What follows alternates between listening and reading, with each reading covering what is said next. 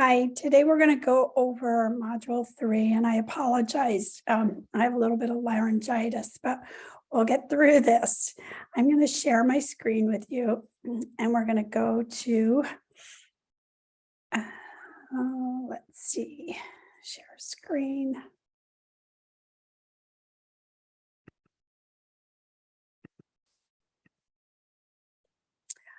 We're going to go to Module 3. Now, I recycle these videos, so sometimes you'll see some dates that don't coincide with our semester. So just follow along.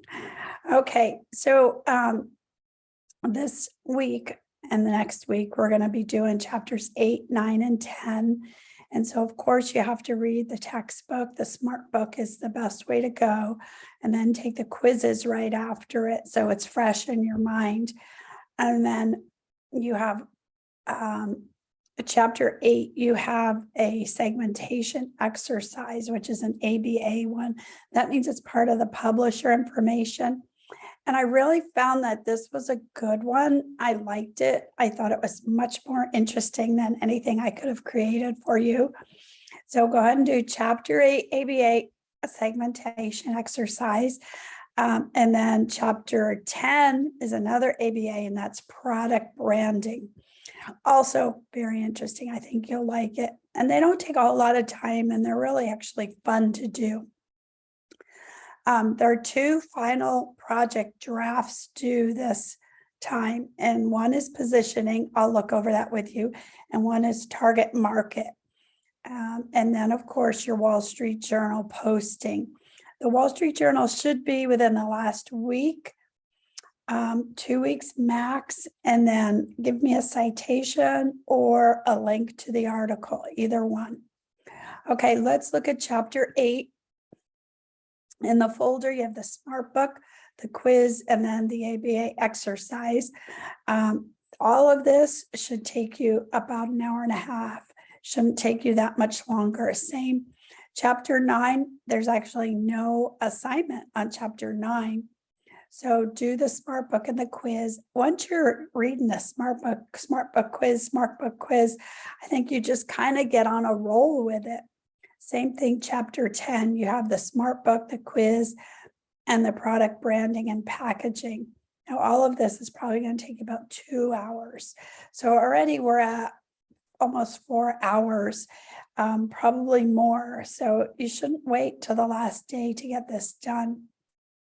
And then the important thing, I think this module is your final project exercises. And again, we work on this all along during the semester so that at the end, it's already edited, and then you can just keep putting it into the full file. So I would suggest you take the outline for the final project, which could be found in the very last module of your class.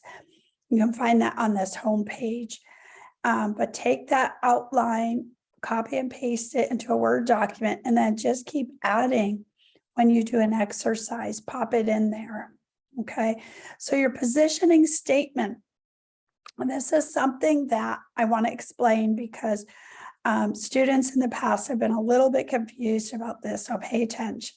Okay, when you position something in your mind, it means that you already have these preconceived notions about what things are. Like if I wanted to go to an Italian restaurant tonight with my husband, okay, our kids are grown, they're out of the house.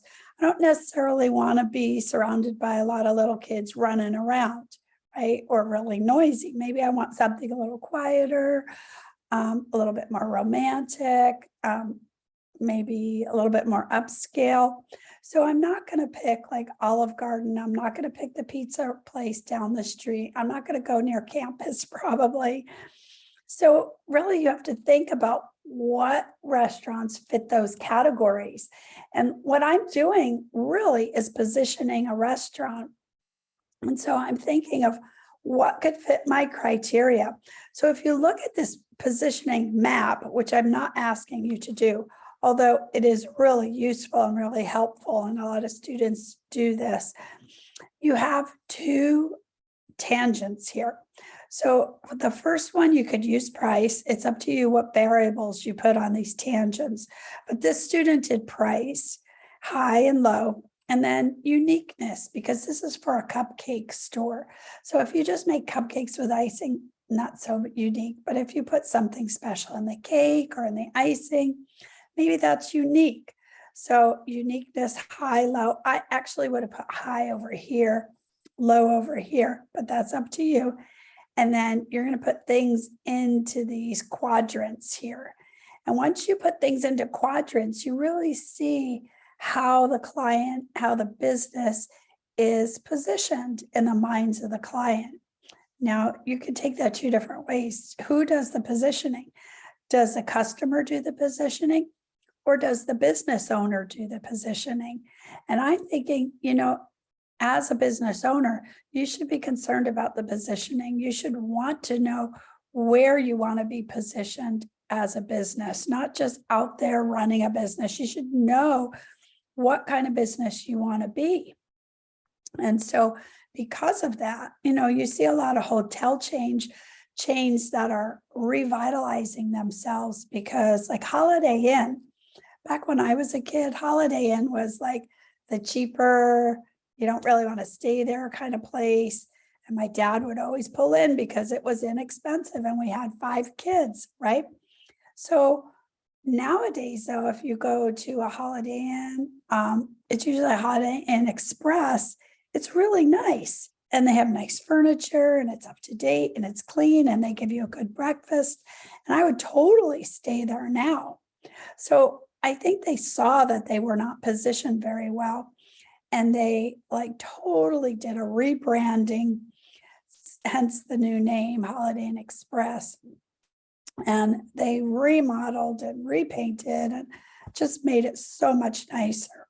So that's kind of what positioning is. And I'm asking you to write a positioning statement.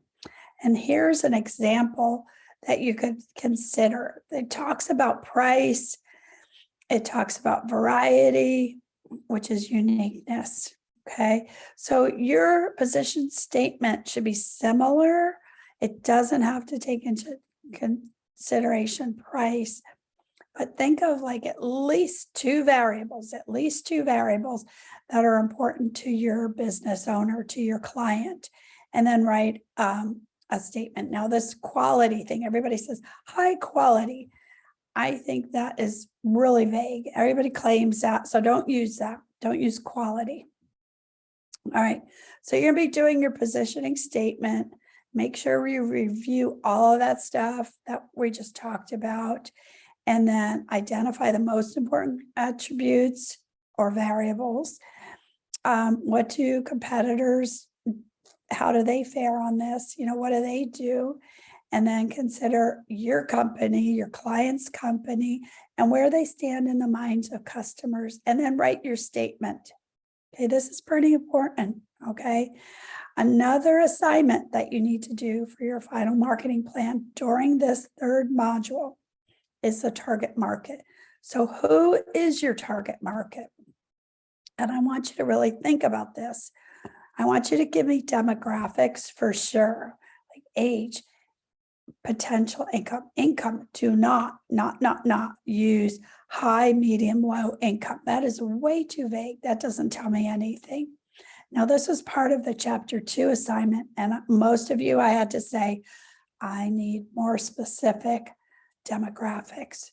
So if you could say in the income category, $100,000 to $150,000 per year, combined family income, something like that. If you're going to say age, give me a range. Okay. Just don't use those specific, those vague words. Be specific, at least 5 bullet points. And you can use geographic, demographic, psychographic, and behavioral.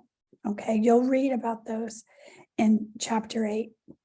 And then the last thing you're going to do is this product strategy. And I'm going to go through all of these and grade these for you because I want your marketing plan to be perfect. And if you do these and you submit these, I'm going to go through it. I'm going to give you suggestions. You're going to go change things, edit, put it into your outline, and you're going to have an A. Okay, so that final marketing plan is worth a lot in your grade. So I would do these assignments as I give them to you, submit them, and then I will, I'll give you a grade for it, of course, but I think it's more valuable to have the feedback and go and fix things.